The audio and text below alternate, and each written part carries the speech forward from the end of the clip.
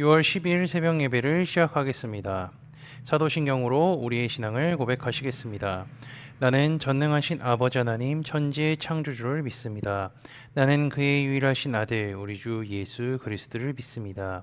그는 성령으로 잉태되어 동정녀 마리아에게서 나시고 본디오 빌라도에게 고난을 받아 십자가에 못 박혀 죽으시고 장사된 지 사흘 만에 죽은 자 가운데서 다시 살아나셨으며 하늘에 오르시어 전능하신 아버지 하나님 우편에 앉아 계시다가 거기로부터 살아있는 자와 죽은 자를 심판하러 오십니다. 나는 성령을 믿으며 거룩한 공교회와 성도의 교제와 죄를 용서받는 것과 몸의 부활과 영생을 믿습니다. 아멘. 다 함께 찬송가 204장 찬양하시겠습니다.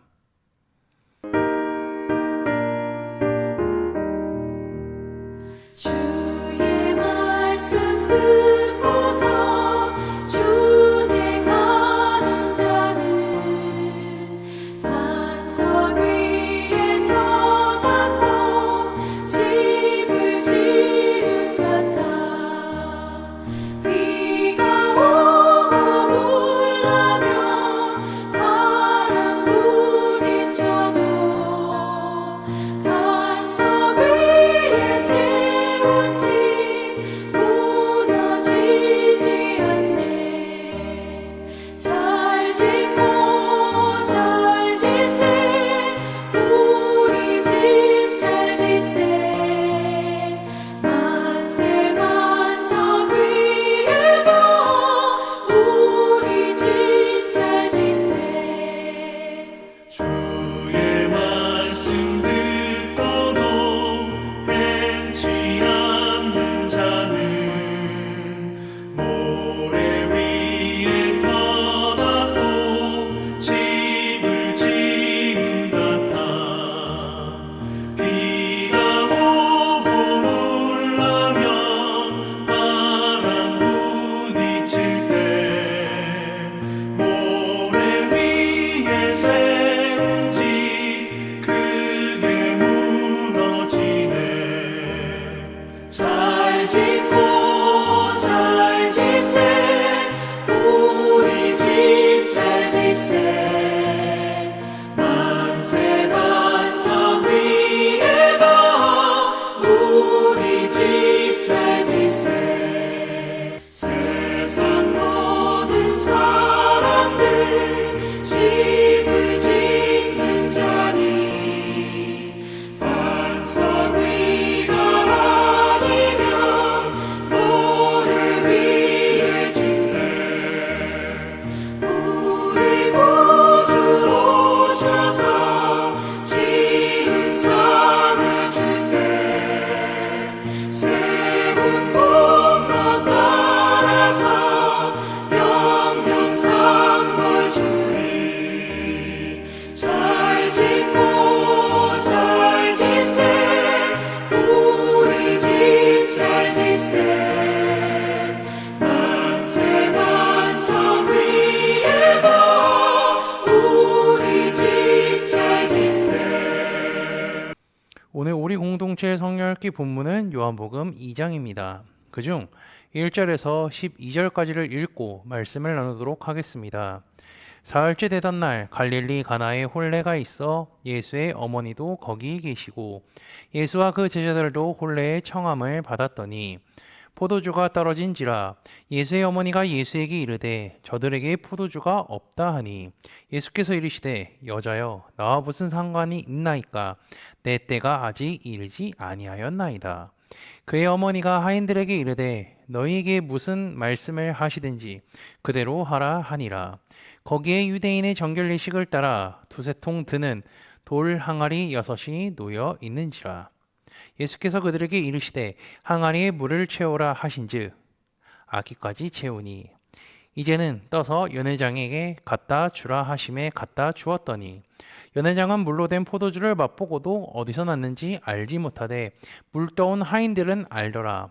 연회장이 신랑을 불러 말하되 사람마다 먼저 좋은 포도주를 내고 취한 후에 낮은 것을 내거늘 그대는 지금까지 좋은 포도주를 두었도다 하니라. 예수께서 이 첫 표적을 갈릴리 가나에서 행하여 그의 영광을 나타내심에 제자들이 그를 믿으니라. 그 후에 예수께서 그 어머니와 형제들과 제자들과 함께 가버나움으로 내려가셨으나 거기에 여러 날 계시지는 아니하시니라. 아멘. 예수님의 기적이나 표적에 관한 성경 구절을 보면요, 대부분 마태, 마가, 누가, 공간복음에만 기록된 것을 소개하고 있습니다. 요한복음으로 왜 이렇게 적을까요? 그 이유는요, 요한복음이 다른 복음서에 비하여서 예수님의 표적이 7가지밖에 기록되지 않았기 때문입니다. 게다가 제가 읽었던 가나 혼인잔치에서 물이 포도주가 된 이 표적은요, 오직 요한복음에만 나오고 있죠. 유대인들에게 있어서 포도주는요, 중요한 음식 중에 하나였으며, 그리고 이것은 하나님께서 만드신 최고의 음료라고 할 수 있습니다. 그리고 그뿐 아니라 유대인의 잔치에는요, 포도주가 빠지지 않았죠. 그뿐 아니라 당시에 헬레니즘 문화권에서도요, 포도나무와 포도주의 신을 만들어서 섬기고 축제도 하기도 했었습니다. 어쨌든요, 오늘 읽은 본문 속에 예수님이 어떤 분이며 그가 이 세상에 무엇을 가지고 오시는지에 대한 것도 우리는 확인할 수 있을 겁니다. 예수님이 등장하는 배경은요, 혼례에 등장하십니다. 호세아 2장이랑요, 이사야 62장을 보면 이스라엘의 미래적 구원의 때를 혼인잔치로 표현하기도 합니다. 예수님과 제자들은 가나에 있는 혼인잔치에 초대되어 참석했습니다. 가나는요, 나사렛에서부터 북쪽으로 약 13km 떨어진 곳이죠. 우리는 결혼식을 하면요, 짧게는 20분, 좀만 길면 30분 정도면 끝납니다. 그리고 식사 시간까지 포함해서 길어야 2시간, 3시간 정도죠. 그런데 이스라엘은요, 일주일 동안 혼인 잔치를 합니다. 잔치를 준비하는 혼주 측에서는요, 음식과 포도주가 끊이지 않도록 지속적으로 신경 써야 하죠. 그런데 이런 중요한 잔치에 포도주가 떨어지게 된 것입니다. 떨어지게 된 원인에 대해서요, 성경은 우리들로 하여금 궁금증을 유발하게 만들지만 그 이유를 정확히 알려주지 않은 채 포도주가 떨어졌다는 상황만 전달해 줄 뿐입니다. 이 상황에 예수님의 어머니인 마리아인 혼주의 딱한 사정을 알고 예수님께 이렇게 말을 하죠. 예수의 어머니가 예수에게 이르되 저들에게 포도주가 없다 하니. 마리아는 예수님에게 무언가 하시라는 단순한 기대 의상의 의도를 갖고 이야기합니다.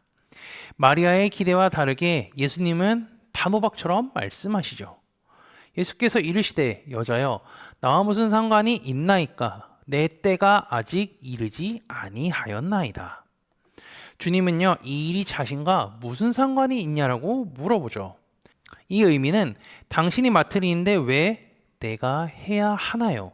이런 뜻을 갖고 있는 겁니다.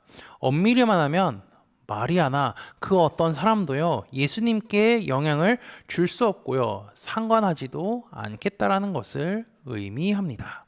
그리고 예수님은 내 때가 이르지 않았다라고 말하는데요, 이 말뜻은 7장 8절, 8장 20절, 13장 1절 등의 말씀을 보면요, 예수님의 때는 그의 순환과 죽음 그리고 부활과 관계가 있다는 것을 우리는 확인할 수가 있는데요, 제가 이해를 위해서 한 구절만 읽어드리도록 하겠습니다. 너희는 명절에 올라가라 내 때가 아직 차지 못하였으니. 좀 이해가 되시나요? 예수님은 공생애를 하고 이적과 표적을 하지만 아직 때가 차지 않았다라고 이야기하고 있는 거죠. 그런데요, 사실 예수님이요, 이적과 표적을 이 가나 혼인잔치 행해도 무방합니다. 상관이 없습니다. 하지만 예수님의 구속사역을 인간의 혈육이나 혈통이 결정하거나 통제할 수 없음을 주님은 명백하게 말씀하고 계신 거죠.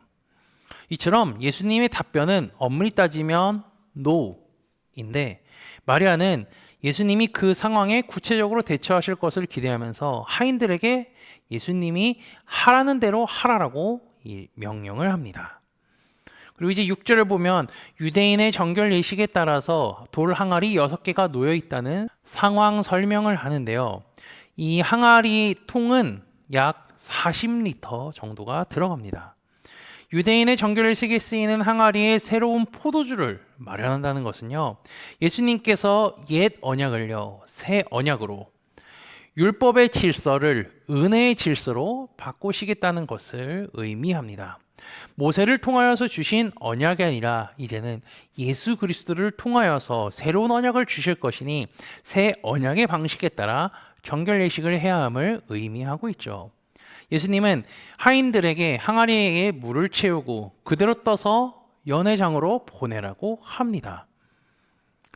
이것은요, 인간의 생각으로 보면요, 이해할 수 없는 일이지만 주님은 말씀하셨고요, 하인은 그대로 행합니다. 연회에 참석한 사람들은요, 물로 된 포도주를 먹기 시작했습니다. 근데 사람들은요, 눈치껏 포도주가 떨어졌다는 소식에 안타까워하면서도 새로운 포도주가 나온 사실에 대처를 잘한 혼주를 칭찬했을 겁니다. 그런데요, 그 포도주 병을 들고 간 하인들의 마음은 어땠을까요? 그들은 매우 떨렸을 겁니다. 이게 진짜 포도주일까? 물인 걸 들키면 어떡하지? 만약에 들켰다면 어떻게 해명을 해야 할까? 그들은 수많은 생각들을 하면서 포도주를 서빙했습니다. 그들은 끝까지 불안했으나 그 불안감이 포도주를 마신 사람들의 반응을 통하여서 사라지게 되었죠. 말하되 사람마다 먼저 좋은 포도주를 내고 취한 후에 낮은 것을 내거늘 그대는 지금까지 좋은 포도주를 두었도다 하니라. 이들의 반응은요, 예수님께서 물로 포도주를 만드셨다는 것을 의미합니다. 이 내용만 보면요, 사람들은 단순히 하나의 기적을 보고 놀랄 수도 있지만 이 표적이 나타내는 의미를 아는 것이 우리에게는 정말 중요합니다. 잔치에 참여한 사람들은요, 원래 포도주를 먹었습니다. 그리고 이제는 예수님께서 물로 만드신 새로운 포도주를 먹었죠. 그 반응은 지금까지 좋은 포도주를 숨겨 놓았다고 말했습니다. 잔치에 참여한 사람들은요, 일주일 동안 포도주를 마시기 때문에 취하게 되면 자연스럽게 그 맛을 제대로 구분할 수 없죠. 그래서 많은 사람들이 밤이 깊어질수록 질이 낮은 포도주를 꺼냈던 것 같습니다. 그런데 가나의 혼인잔치에는 뒤로 갈수록 더 좋은 포도주가 나오게 된 거죠. 요한복음에 기록된 이 첫 번째 표적이 의미하는 것은요, 매우 큽니다. 설명하자면 과거에 받았던 옛 언약, 옛 포도주를 대신하여서 예수님으로부터 새 언약, 새 포도주를 마시게 될 것이라는 사실이죠. 이것은요, 요한복음 4장에서도 7장에서도 반복되어서 나타납니다. 4장을 보면 사마리아 여자가 예수님을 통하여서 영원히 목마르지 아니한 물을 먹게 될 것이라고 이야기했죠. 그리고 7장은 예수님을 믿는 자에게 배에서 생수의 강이 흘러 넘치겠다라고 말씀하셨습니다. 예수님이 행하신 표적은 구원의 때가 시작했다는 것을 의미하는 것이며 하나님께서 사람들에게 궁극적으로 주시고자 하는 복이 현실화되었음을 말합니다. 그래서 예수님의 표적을 보고 제자들이 주님을 믿게 된 겁니다. 요한복음 1장 14절의 말씀이 이루어지고 있는 겁니다. 말씀이 육신이 되어 우리 가운데 거하심에 우리가 그의 영광을 보니 아버지의 독생자의 영광이요 은혜와 진리가 충만하더라. 말씀이 육신으로 되어 오신 예수님의 영광이 나타나게 되었고 제자들은 이것을 경험하며 주님을 구주로 믿게 된 것입니다. 예수님의 첫 번째 표적을 통하여서 하나님의 영광을 나타내셨습니다. 이것은 유대인들이 믿던 율법인 옛 언약과는 전혀 다른 개념이죠. 요한복음은 이 주제를 계속해서 풀어나가고 있습니다. 주님의 표적을 통하여서 예수님께서 구약성경에 약속하신 메시아며 하나님의 독생자이심을 깨닫고 믿는 코너스톤 믿음의 형제자매들이 되시기를 주님의 이름으로 축복합니다. 다 함께 찬송가 455장 찬양하시겠습니다.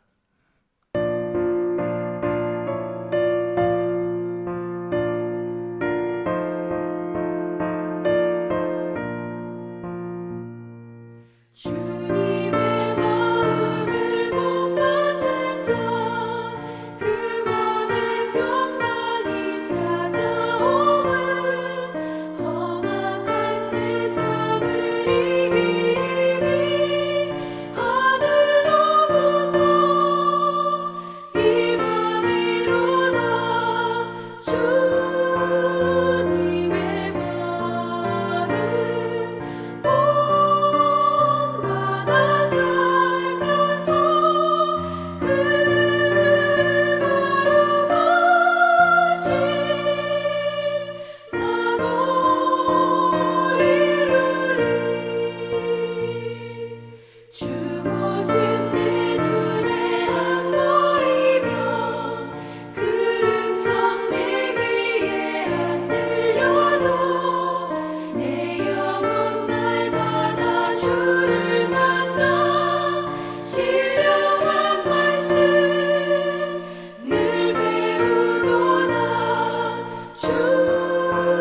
주님의 마음 온마다 살면서 주님을 거룩하신 나도 이루리.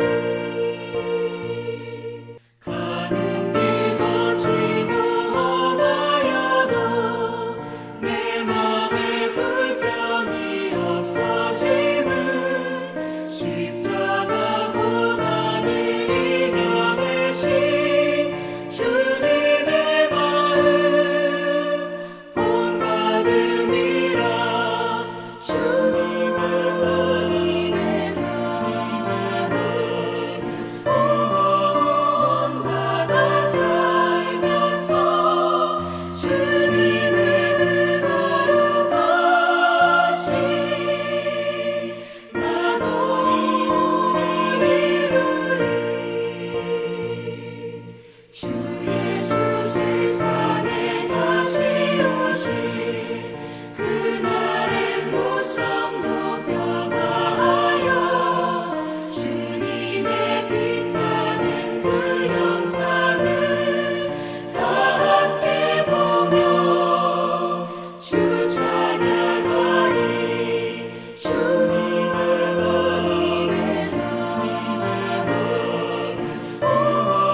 온마다 살면서 주님을 거룩하신 나도 이루리. 다 함께 기도하시겠습니다.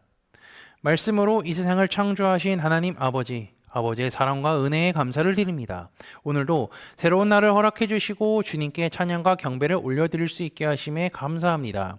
하나님께서 베푸신 은혜를 기억하며 하나님의 말씀을 굳게 믿으며 살아가는 우리가 되게 인도하여 주옵소서. 예수님께서는 물로 포도주를 만드셔 하나님의 영광을 나타내셨을 뿐만 아니라 예수님으로부터 새 언약을 받을 것이라는 사실을 말씀을 통해 깨닫게 하시니 감사합니다. 아울러 예수님과 함께 혼인잔치에 참석했던 제자들이 주님의 표적과 영광을 보고 주님이 어떤 분이신지 깨달아 믿었던 것 같이 우리에게도 동일한 은혜를 허락하셔서 예수님을 하나님의 독생자로 나의 구주로 영접하며 살아가게 인도하여 주옵소서. 지난주 말씀을 기억하며 기도합니다. 하나님께서는 말씀으로 세상을 창조하셨으며 그 창조가 완벽하고 선한 창조임을 말씀을 통해 깨닫게 하시니 감사합니다. 하나님께서는 세상을 혼돈하게 창조하지 아니하셨을 뿐만이 아니라 모든 것이 때를 따라 아름답게 지으셨음을 깨닫게 하시고 이 세상의 모든 법칙을 하나님께서 만드시고 운행한다는 사실을 기억하게 하사 바다와 육지를 지으신 하나님을 경외하며 살아가는 코너스톤 믿음의 형제자매들이 되도록 인도하여 주옵소서. 예수 그리스도의 이름으로 기도합니다. 아멘. 이 시간 합심으로 기도할 제목들을 나눕니다. 먼저 깨어있는 신앙과 하나님 나라를 사모하고 주님의 다시 오심을 기다리며 살도록 기도하시고 지금 당하고 있는 어려움을 극복할 수 있는 믿음과 지혜를 위해 기도하시기 바랍니다. 교회를 이끌어 가시는 사랑하는 담임 목사님과 사역자들을 위해 기도해 주시기 바라며 오늘 진행되는 화요 성역 공부와 목요 목회자 세미나를 위해 소그룹원들을 위해 환우의 건강과 회복을 위해 각자 가지고 계신 기도의 제목들을 놓고 기도하시기를 바라며 오늘도 주 안에서 승리하십시오.